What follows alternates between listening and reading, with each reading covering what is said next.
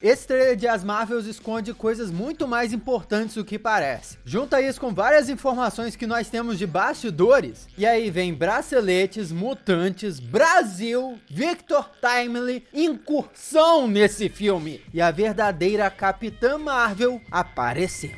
Quê? Olá, como vai? Tudo bem? Eu sou Miguel Loquia, seja muito bem-vindo a esse vídeo onde nós vamos finalmente desmontar o trailer de As Marvels para pegarmos as referências, os detalhes, os significados e mais, desvendar o que possivelmente está por vir. Unindo, lógico, todas as informações que saíram de bastidores, de possíveis vazamentos, de declarações de pessoas envolvidas na Marvel, enfim, muita coisa mesmo. Meu vídeo de análise e reação do trailer já tá no canal já há bastante tempo, eu já falei o que eu achei a respeito, vou deixar o link aqui embaixo, porque agora nós vamos para um mergulho mais profundo, tá? Um detalhe que vale mencionar é que esse trailer tá sendo atacado e recebendo vários dislikes, porque desde o primeiro filme da Capitã Marvel, a Brie Larson tem sido atacada por uma parcela de fãs por causa dos seus posicionamentos políticos e algumas declarações que ela tem dado na internet. É o tipo de atitude sem noção que as pessoas fazem pela internet, querendo atacar uma pessoa, uma produção, e eu tô mencionando isso aqui exatamente para deixar claro, o número de dislikes no trailer não reflete a expectativa real dos fãs ou do público em relação a essa produção. Vale dizer que esse filme é uma continuação direta de 3 outras produções da Marvel, né? Capitã Marvel, WandaVision e Miss Marvel. Aliás, se passa imediatamente após a série da Kamala Khan, como foi mostrado lá, quando a Miss Marvel troca de lugar com a Capitã Marvel. E isso acaba se repetindo agora no trailer, e nós vamos comentar mais sobre isso lá pra frente. O trailer já começa mostrando a estação espacial Saber, ou Sabre, que é uma nova agência aos moldes da SHIELD e da SWORD, aparentemente, que é a espada, né? Porém, diferente das outras duas, a Saber não existe nos quadrinhos da Marvel e foi criada diretamente para o UCM. Nós ainda não sabemos o que a sigla Saber ou Sabre significa, mas de qualquer forma, ela supre a ausência de uma agência do tipo deixada quando a espada deixou de existir. Porque como nós vimos em Capitão América 2, Soldado Invernal, a SHIELD foi comprometida, tendo os membros da Hydra infiltrados lá. E o Nick Fury acabou indo parar no espaço em uma nave cheia de Skrulls, que foi mostrado em Homem-Aranha Longe de Casa. Outra coisa que eu vou comentar mais a respeito daqui a pouco. Enquanto isso, na Terra, foi criada a Espada, uma agência extragovernamental dos Estados Unidos responsável por lidar com ameaças vindas de fora do planeta, diferente da SHIELD, que lidava com ameaças locais. Nós sabemos que a partir do filme da Capitã Marvel, essa agência, a Espada, acabou sendo fundada pela Maria Rambeau, que era a piloto da Força Aérea Americana ao lado da amiga dela, Carol Danvers, e que também era mãe da Monica Rambeau.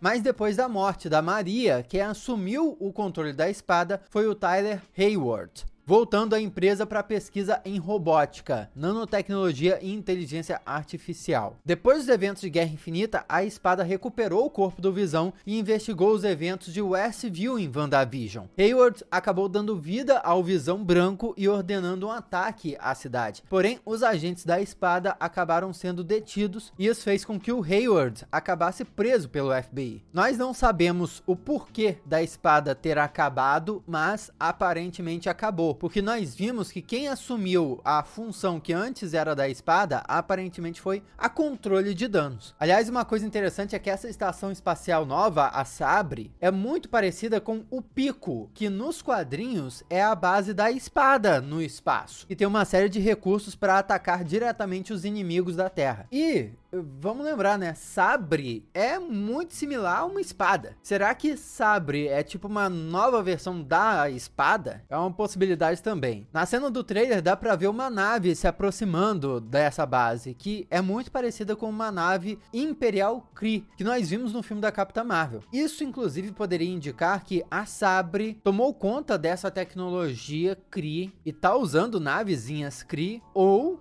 que a Estação Sabre estaria prestes a ser atacada pelos Kree, que a princípio parece uma opção menos provável, mas vai ganhar força. É possível observar ainda, antes da mudança de cena, um portal pequeno se abrindo, e é comum vermos isso aparecer, por exemplo, nas viagens dos Guardiões da Galáxia pelo espaço. Então é como se a Sabre estivesse estudando ou utilizando esses portais para viagem espacial. Ainda é possível observar que o código de navegação com a localização da Estação Espacial Sabre é a mesma usada no filme da Capitã Marvel para indicar o planeta C-53, também conhecido como a Terra. E então nós vemos o Nick Fury de volta. Nós sabemos que ele está fora da Terra, no mínimo, desde Homem-Aranha Longe de Casa, que era enquanto Talos se passava por ele. Mas em Invasão Secreta, nós vamos ver um motivo que vai fazer ele sacrificar esse tempo todo escondido para voltar para a Terra. O que também é um baita spoiler, porque nós sabemos que esse filme, As Marvel, se passa depois de Invasão Secreta. Então a gente sabe aí que depois de Invasão Secreta, o Nick Fury vai sobreviver e vai estar comandando essa base espacial aí, a Sabre. Então a gente já sabe como a série termina para ele, basicamente. Aliás, fica a questão, a cena pós-créditos de Homem-Aranha Longe de Casa, que já mostrava o Nick Fury numa estação espacial, será que aquela estação espacial já era a Sabre ou era uma outra coisa? O traje espacial da Monica Rambeau é preto e branco, as mesmas cores que a personagem usa como heroína nos quadrinhos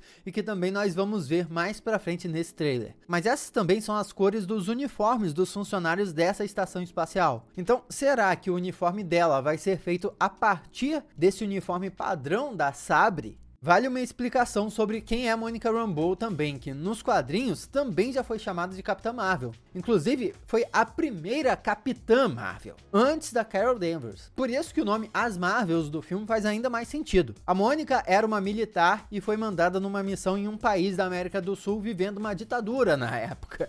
Que parecia muito Brasil, viu? Quando ali ela foi atingida por um dispositivo, fazendo com que ela ganhasse a habilidade de converter a sua massa corporal em qualquer forma de energia do espectro eletromagnético. Ela é basicamente uma das heroínas mais apelonas do universo Marvel. Só que recentemente nas HQs ela vinha sendo pouco utilizada. Ela chegou a integrar na época a equipe dos Vingadores e até se tornar a líder dos heróis por um tempo. Só muitos anos depois de perder os poderes e recuperá-los novamente, ela passou a se chamar de Photon. Porém, nos quadrinhos ela também já foi chamada de Espectro. E isso levantou até a dúvida de como ela iria ser conhecida no UCM. Provavelmente, nos cinemas ela vai ganhar o nome de Photon, porque Photon era o codinome da mãe dela na Força Aérea. E além disso, a Marvel também lançou recentemente nos quadrinhos uma história justamente chamada Monica Rambeau Photon, o que já demonstra um interesse da Marvel de reforçar a marca Photon com a personagem. No universo cinematográfico Marvel, a origem dos poderes da Monica Rambeau foi alterada, surgindo do contato que ela teve com o Rex, criado em Westview pela Wanda em WandaVision, que basicamente alteraram o seu DNA. Além disso, a própria história de origem da personagem foi recriada para que ela tivesse relação direta com a Carol Danvers. Nós já falamos que a Maria, a mãe da Monica Rambeau, era amiga da Capitã Marvel antes mesmo dela ganhar os poderes do Tesseract, ou seja, a Carol Danvers conhece a Monica Rambeau desde que ela era bem pequena, uma criança, como nós vimos no primeiro filme, mas muita coisa mudou desde então. Inclusive, foi a Monica Rambeau que escolheu as cores do uniforme da Capitã Marvel e na época ainda fez amizade com uma pequena Skrull chamada Gaia, que era a filha do Talos, que ao que tudo indica vai ser interpretada pela Emilia Clarke na série Invasão Secreta. A Capitã Marvel passou a maior parte desses anos no espaço, enquanto a Maria Rambeau, mãe da Mônica, fundou a Espada, onde a Mônica também serviu como agente. Mas Maria morreu tempos depois de câncer, algo que a Mônica foi descobrir só depois que voltou do blip do Thanos. E isso gerou uma frustração muito grande nela, porque ela não pôde nem presenciar o momento que a mãe dela faleceu. Pra quem não se lembra também, no final de WandaVision, uma Skrull diz pra Monica Rambeau que tem alguém que quer se encontrar com ela no espaço. E é aí que nós vamos pra análise das cenas do trailer, porque sabemos que agora ela se encontrou com Nick Fury e começou a trabalhar pra Sabre, ou Saber, inglês ou português, enfim. Olha só quanto eu já falei aqui e o trailer tá só no início. Então joga uma rajada de energia aí no botão de se inscrever se for novo aqui no canal. Adoraria ter a sua companhia nos próximos vídeos. E se você já faz faz parte da família Lokia, pô, meu muito obrigado, meu grande abraço. É a sua presença aqui que me ajuda pra caramba e um beijo lá e vamos continuar, porque tem muita coisa pra gente conversar ainda. Como eu dizia, a Monica Rambeau se aproxima do perímetro dos pontos de salto pelo espaço, né, pra conseguir alguma leitura, quando de repente o sinal começa a falhar. Repare que essa fenda se parece bastante com o Rex, criado pela Wanda em Westview, mas aqui tá da cor azul. Todos esses pontos de salto pelo espaço têm esse formato hexagonal. E isso é bem intrigante, né? Será que são a mesma coisa? Porque nós sabemos que os poderes da Feiticeira Escarlate vêm da magia do caos e alteram a realidade. Se esses pontos de salto são uma tecnologia capazes de dobrar o espaço, talvez tenham alcançado um nível tecnológico capaz de chegar próximo dessa magia de caos aí. Mas isso é só uma teoria. Quando ela toca na fenda, acaba trocando de lugar com outra pessoa. Aparentemente o que acontece é a Mônica troca lugar com a Capitã troca lugar com a Kamala e a Kamala troca de lugar com a Mônica. Kamala, que nos quadrinhos é uma menina paquistanesa, uma humana, que acaba ganhando poderes de metamorfose, de alterar a forma do seu corpo, depois de ter entrado em contato com a nuvem de terrígeno, que colocou as pessoas expostas em casulos, concedendo novas habilidades. Nos quadrinhos, a Kamala, Miss Marvel, se tornou uma inumana, se descobriu uma inumana com essa transformação, porque na época a Marvel tava tipo transformando tudo em inumano, assim, tava tentando meio que apagar os mutantes e os X-Men. Mas a própria criadora da Miss Marvel mencionou em uma entrevista que gostaria de ter feito a Miss Marvel como uma mutante, o que é bem interessante, né? Porque, bom, a Kamala é uma fã declarada da Capitã Marvel e no UCM os poderes dela ganharam uma nova origem. Os poderes foram despertados pelo bracelete, que eram originalmente da bisavó, que na verdade descobrimos ser uma Jean, vinda de outra realidade, mas também porque ela era, olha só, uma mutante, uma das primeiras mutantes reveladas do universo principal do UCM, ao lado do Namor. Falando sobre o bracelete da Miss Marvel, uma grande dúvida que existia no UCM é sobre onde estaria o outro bracelete. Porque na série foi mencionado que era um par, mas só foi mostrado um. Só que parece que finalmente esse mistério foi solucionado nesse trailer. O que é bem empolgante, vai gerar muitas teorias, eu vou comentar mais sobre isso já já. Vocês repararam o que tem na mesa do Nick Fury? Ele ainda mantém guardado aquele pager que serve para se comunicar com a Capitã Marvel no final de Vingadores Guerra Infinita. E ao lado tem um que parece ser um olho numa caixa, que pode muito bem ser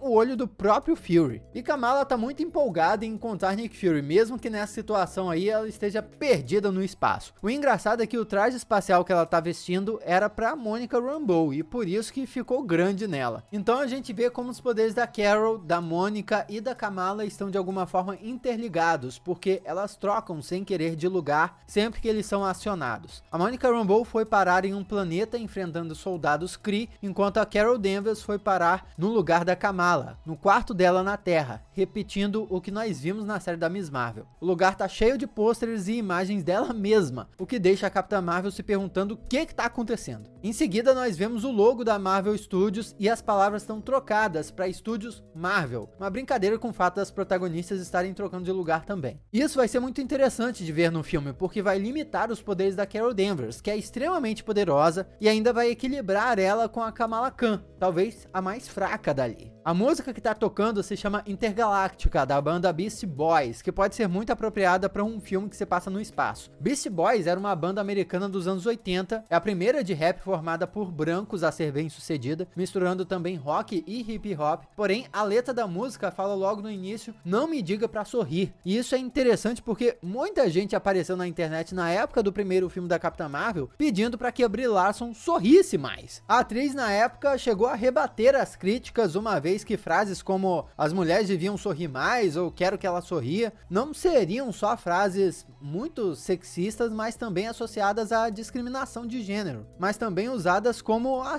na rua. E esse parece ser um dos pontos pelos quais atacaram o filme à toa, tipo, atacaram por atacar. A atriz é pouco carismática porque ela não sorriu no filme. A Capitã Marvel sorrir no filme da Capitã Marvel realmente não parecia condizente pra personagem, do meu ponto de vista, pelo menos. Ela era uma militar séria, fechada, não tinha por que ela ficar sorrindo o tempo todo. Ninguém vai no filme do Hulk e fala, por que o Hulk não sorriu mais? Qual gente, não faz sentido pro personagem. Então me pareciam críticas sem sentido pra atacar a atriz no mínimo. E aqui vale um parênteses porque rolaram umas fofocas na internet de que o filme teria sido adiado porque era muito difícil trabalhar com a Brie Larson, de que ela estaria incomodada em dividir o foco da continuação do seu primeiro filme com outras duas protagonistas. Mas aparentemente isso também é infundado. Mais uma vez é uma parcela da internet tentando atacar a atriz por causa de posicionamentos dela. Então por que o filme foi adiado? Existem relatos de que isso teria acontecido porque as Marvels não foi bem na sua exibição teste. E quando isso acontece, é uma oportunidade perfeita para que os estúdios em geral possam reeditar os filmes antes do lançamento. Porém, essa afirmação não é unânime para quem lida diretamente com a indústria do cinema, como por exemplo diz um informante Casey Walsh, que tem um histórico de acertar nas informações privilegiadas de lançamentos assim. Ele diz que não ouviu nada de negativo sobre as Marvels e que o filme teria recebido mais elogios, inclusive, que outros filmes do UCM, Universo Cinematográfico da Marvel. Esses comentários negativos, na verdade, teriam vindo de youtubers que usam a Brie Larson, a Capitã Marvel, para serem preconceituosos e ficam atacando ela. Inclusive, já é possível identificar nesse ponto que esse trailer aí é aparentemente o mesmo que foi exibido na D23 do ano passado.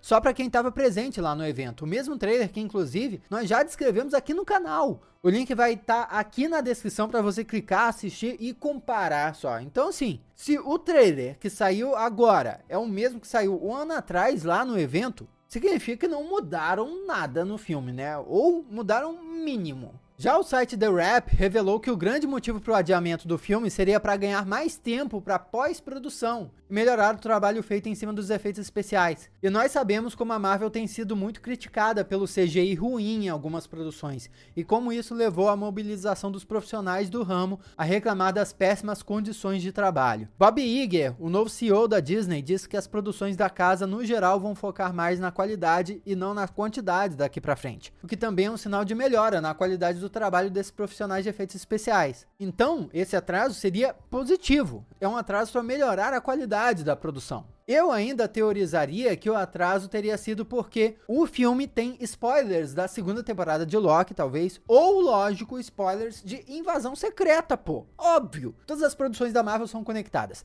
E nós sabemos que as Marvels vêm depois de Invasão Secreta, que é uma série que foi adiada. Então, se adia uma produção, as outras produções precisam ser adiadas também, óbvio. Sobre o informante Casey Walsh, ele ainda diz uma coisa curiosa, que o filme vai trazer uma incursão, mas não do tipo que nós vimos em Doutor Estranho no Multiverso da Loucura. Vale dizer que são as incursões, a destruição de universos, que deve levar ao grande evento das Guerras Secretas, que vai encerrar a saga do multiverso. Pelo menos é o que sabemos até agora, né? Porque alguns rumores falam de uma possibilidade diferente. Eu já falei sobre isso aqui no canal, isso é assunto para um outro vídeo. Voltando pro trailer. Vemos então a cidade de Nova Jersey, a cidade da Kamala Khan, e vemos o pai dela abrindo a porta de casa pro Nick Fury e a Monica Rambeau, que estão ali procurando pela Miss Marvel. Dá pra ver ao fundo um soldado Kree preso com a boca amordaçada, quando a Kamala aparece perguntando se passou no teste dos Vingadores. Lembrando que nem todos os soldados Kree são azuis, tá?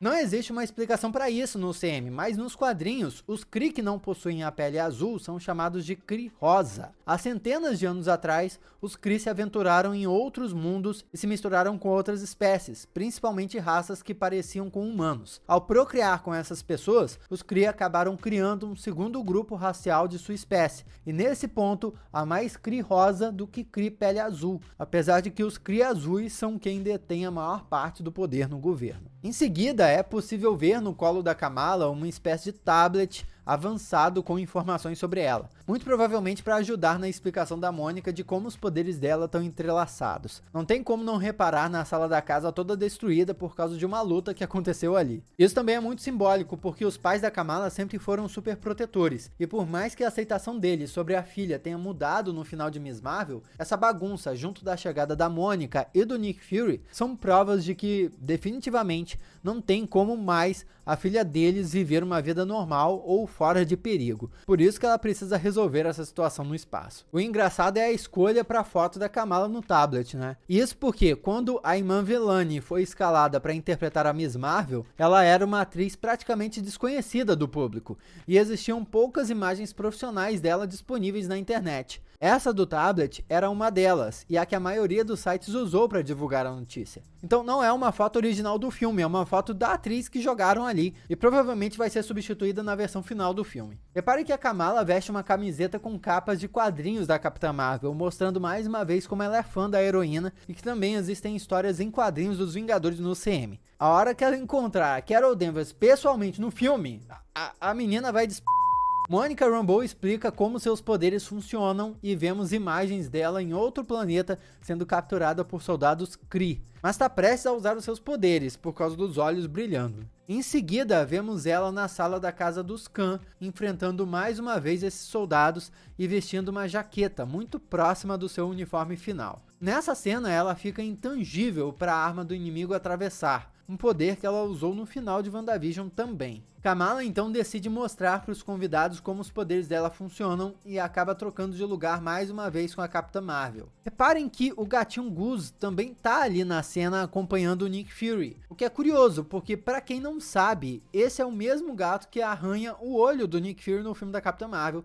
fazendo com que ele usasse esse tapa-olho. No fim do filme da Capitã Marvel, o gato apareceu no escritório do Fury cuspindo o Tesseract. Então é possível que esse tempo todo o Goose tivesse ficado escondido junto com ele. Enquanto a Capitã Marvel tá na sala da família Khan, vemos que a Miss Marvel tá em uma nave Kree, onde acaba sendo ajudada pelos tentáculos que saem da boca do Goose. Mas ele não estava do lado do Nick Fury? Isso só reforça que as cenas não são sequenciais, até porque Kamala não tá com a mesma roupa, ou seja, ela foi parar na nave junto com o gato em outro momento, e o trailer só enganou a gente. Pra quem não sabe, nos quadrinhos, Goose na verdade se chama Chewie, em homenagem ao Chewbacca, companheiro do Han Solo. E por mais que a Disney, que é dona dos direitos da Marvel, também seja dona dos direitos de Star Wars, resolveram mudar o nome do gatinho pra Goose, que significa ganso, e é uma homenagem ao companheiro do Maverick em Top Gun: Ases Indomáveis. Em entrevista para o site Collider, Anna Boden, co-diretora do primeiro filme da Capitã Marvel, disse que essa escolha também foi para ter uma referência maior ao passado da Carol Danvers como piloto da década de 80, quando Top Gun foi lançado nos cinemas. O animal, na verdade, é um Flurken, uma raça alienígena que tem literalmente uma dimensão de bolso dentro do estômago. Por isso, eles conseguem engolir qualquer coisa usando esses tentáculos gigantes. Nos quadrinhos, os Flurken conseguem ainda teleportar aliados e mudar de forma. Por isso, eles assumem essa forma inofensiva de gato. Mais pra frente no trailer, inclusive, vai ser possível ver vários Flurken juntos e talvez haja mais de um Goose no filme mesmo, tá? Será que vão adaptar também a relação da Kamala Khan com o Dentinho nos quadrinhos para uma amizade dela com o Goose no CM? Pra quem não sabe, o Dentinho é um cão de estimação da família real dos Inumanos. Ele é um gigante e tem a habilidade de teletransportar para qualquer local independente da distância. Quando a Kamala Khan passou pelo processo de se tornar uma Inumana das HQs, ela logo foi procurada pela Rainha Medusa, que ficou preocupada em ver uma adolescente se arriscando para lutar contra o crime. Por isso, ela colocou o Dentinho para ser companheiro da Miss Marvel. No universo cinematográfico da Marvel, os Inumanos não apareceram,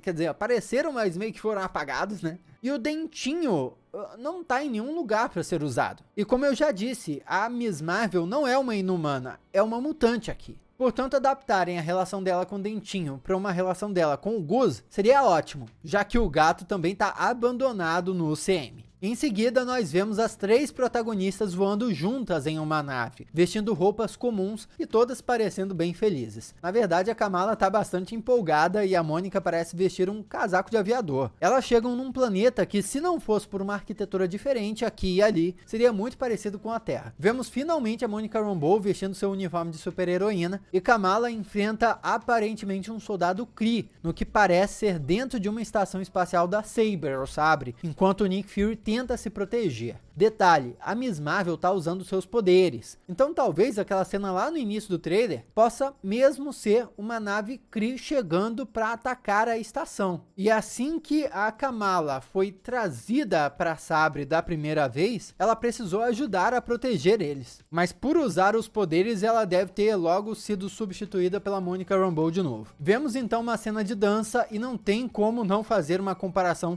com os filmes indianos de Bollywood, onde as danças são muito comuns. Já tivemos até uma cena dessas com o Kingo no filme dos Eternos e também com a Kamala no casamento do irmão dela. Em seguida, a Carol Danvers aparece vestindo uns adereços coloridos e atrás dela estão a Monica Rambeau, a Kamala Khan com as mesmas roupas que vestiam enquanto estavam ainda na nave, e na tela as palavras mudam. De trabalhar juntas muda tudo, para trabalhar juntas muda todas, indicando que estarem em equipe vai trazer uma mudança profunda e pessoal para cada uma delas. A Kamala, afinal de contas, está vivendo uma grande aventura como super-heroína, algo que ela sempre sonhou. A Mônica estaria finalmente tendo controle absoluto sobre seus poderes, e a Carol finalmente voltando seu olhar para a Terra e aprendendo a trabalhar com outras pessoas, porque a Capitã Marvel já demonstrou algumas vezes ser alguém que não gosta de trabalhar em equipe. Pelo menos ela sempre usou uma justificativa de precisar resolver alguma coisa em outro lugar, e é isso, não precisa de ajuda e acabou, pronto. Vemos então a Kamala caindo e sendo resgatada pela Monica Rambeau, talvez no momento em que a Mônica descobre que também consegue voar. Será que essa é a sequência daquela cena da sala onde a Kamala vai demonstrar os seus poderes e acaba trocando de lugar com a Carol Danvers? Porque as roupas da Kamala são as mesmas, mas se esse for o caso, então como é que a Mônica chegou lá tão rápido? O Nick Fury aparece gritando escudos, provavelmente para que a estação espacial se prepare para um ataque. Dá para reparar que os agentes da Sabre estão com medo. E é interessante ele gritar essa palavra porque escudo é o que significa shields em inglês. Vemos Park Seo-joon, não sei se é assim que pronuncia o nome, comandando suas forças, mas até o momento o personagem dele não foi confirmado. Algumas pessoas especulam que ele possa interpretar o príncipe Yan, ou Novar, do planeta Aladna, que nos quadrinhos é um lugar onde os habitantes falam rimando. Aliás, as mulheres de Aladna costumavam escolher os companheiros, enquanto os homens não tinham liberdade de escolha. Assim que se tornou rei, o príncipe Yan aboliu essa prática. Nos quadrinhos, a criança mutante Layla Chaney, que tem o poder de transportar ela mesma e outras pessoas ou objetos através de distâncias interestelares, até mesmo através da galáxia, acaba em Aladna e fica noiva do príncipe Yan. Anos depois, ela retorna com a Capitã Marvel e é quase forçada a se casar com o príncipe. Porém, de acordo com os supostos vazamentos que vem se confirmando com o trailer, isso vai ser adaptado para Carol Danvers, que aparentemente já esteve em Aladna, e por isso resiste em voltar, porque ela seria a princesa, tendo casado acidentalmente com o príncipe Yan. Além disso, todos em Aladna cantam como forma de comunicação. O próprio príncipe não é apaixonado pela Carol, mas eles têm uma relação de muito respeito um com o outro. Esse, inclusive, seria o polêmico trecho musical do filme que tantos rumores estariam especulando, que tantos rumores estariam informando. Vemos então vários Flerkens pequenininhos que podem ser muito bem filhotes do Goose, sendo chamados para entrarem em ação. E vale citar outra característica da raça, que é de se reproduzir colocando até 117 ovos. E isso aparentemente vai ser mostrado no filme, pelo menos de acordo com os vazamentos. E então, caramba, vai ter gato pra caramba espalhado. Será que é um desses, um dos filhotes do Goose, que ficaria com a Miss Marvel? E então vemos a primeira imagem da vilã interpretada pela atriz Zoe Ashton. Ela será Dar-Benn, descrita pela Marvel Studios como uma revolucionária e que aparentemente foi eleita a nova acusadora no lugar do Ronan, o vilão do filme Guardiões da Galáxia e que também apareceu no primeiro filme da Capitã Marvel. Isso porque ela surge segurando ali uma arma idêntica ao martelo do Ronan, que vamos lembrar, foi destruído no primeiro filme dos Guardiões. Lembrando que acusador é um título do Império Kree, basicamente alguém responsável por botar a mão na massa. São executores práticos dos ideais da raça por soberania. Porém, atrás dela aparece alguém que se veste de forma muito parecida com Ronan. Então, será que ela vai dividir o comando do Império? Ou aquele ali atrás é um tipo de conselheiro, sei lá. Segundo informações de um possível vazamento do roteiro, Dar-Benn é obcecada pela Carol Danvers e as duas não se dão bem. Interessante, né? Porque o nome dela é Dar-Benn. Então, dar bem não se dá bem. Piadoca. Imagens de flashback do filme mostrariam a Capitã Marvel atacando a inteligência suprema Kree e por isso acabaria sendo conhecida como a Aniquiladora. Vale lembrar que foi assinado um tratado de paz que teria colocado fim à guerra dos Kree contra outras raças alienígenas, muito por conta de uma pressão feita pela nova Prime, Irani Rael, líder da Tropa Nova. Mas muitos se recusaram a cumprir o trato. Ronan, o Acusador, por exemplo, foi um desses. Isso foi mencionado em Guardiões da Galáxia 1. Só que, como descobrimos em Vingadores Guerra Infinita, Xandar, que é o planeta dos Nova, foi destruído por Thanos. Então, quem é agora que está obrigando os Kree a cumprirem esse tratado? Ninguém. Então, provavelmente, os Kree voltaram agora a essa atitude de dominar outras raças. E é isso que nós estamos vendo aí nesse trailer. Nos quadrinhos, Dar-Benn, na verdade, é um personagem masculino, que estreou na década de 90 como parte de um arco do Surfista Prateado. Ele é um general Kree que se tornou o imperador ao lado de outro general, o Ael-Dan, depois de matarem o líder dos Kree. Será que aquele cara atrás dela, que aparece no trailer,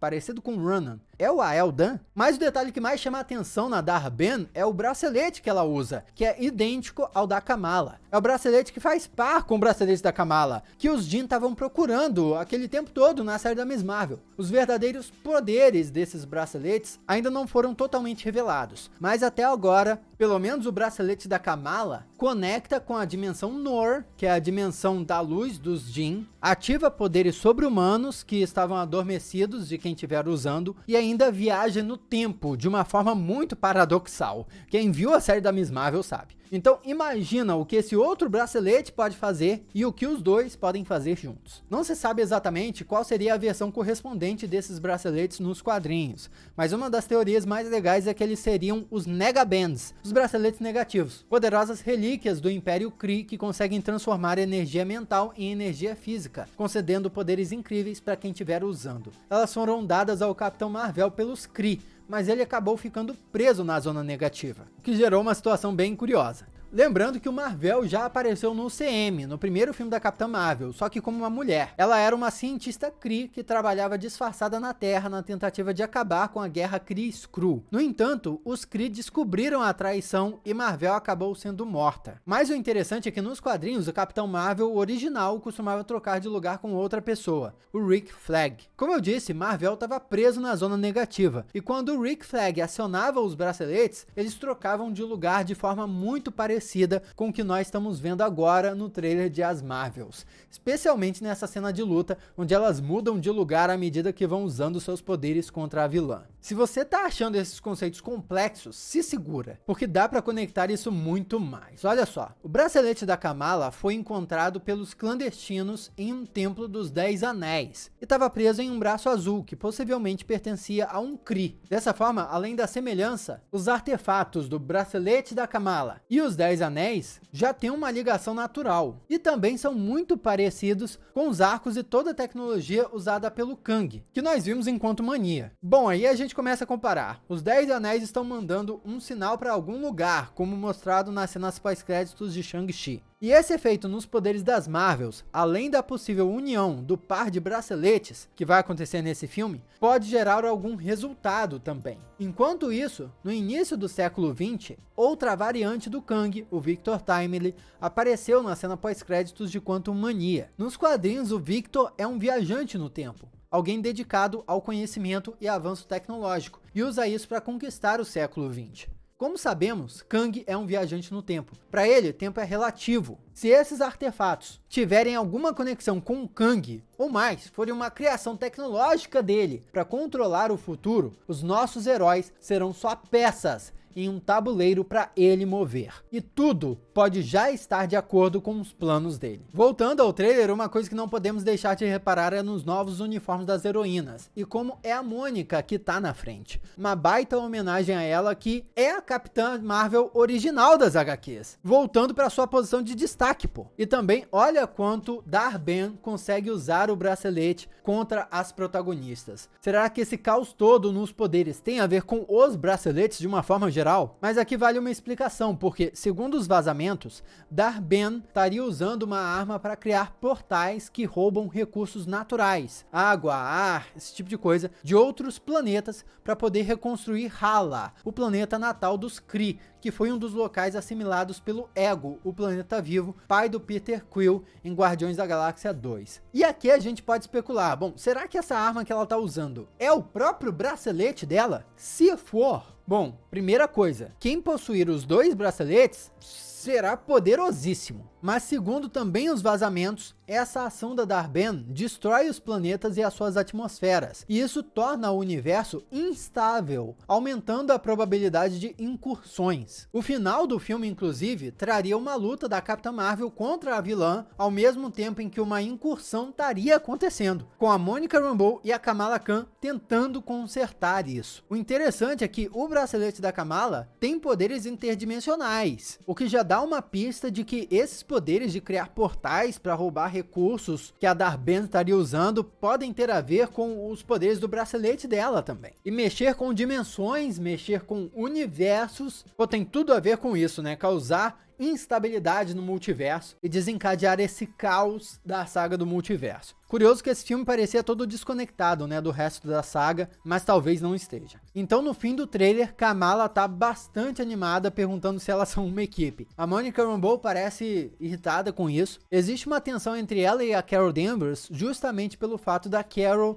ter estado sempre longe, no momento em que a mãe da Monica Rambeau sempre precisava. Pô, elas eram amigas, né? Mas a mãe da Monica Rambeau morreu e a Carol nem aí. Isso pode ser percebido inclusive nas cenas da personagem em WandaVision, sempre quando a Carol Danvers era mencionada. E a Capitã Marvel mais uma vez demonstrou que não gosta de trabalhar em equipe. Mas como todo filme da Marvel, né, o arco da personagem deve ser realizado e elas devem superar essas barreiras pessoais e aprenderem a trabalhar em conjunto no fim. Esse trailer mostrou muita coisa, mas por incrível que pareça, essas cenas são pouquíssimo do filme. Eu tô curioso para saber o que mais tem aí. Comenta aqui se você reparou mais alguma coisa, que gigante esse vídeo, viu? Nossa, mas valeu a pena ou não valeu? Aqui do lado tem outros vídeos para você já assistir. Muito obrigado pela sua companhia fenomenal.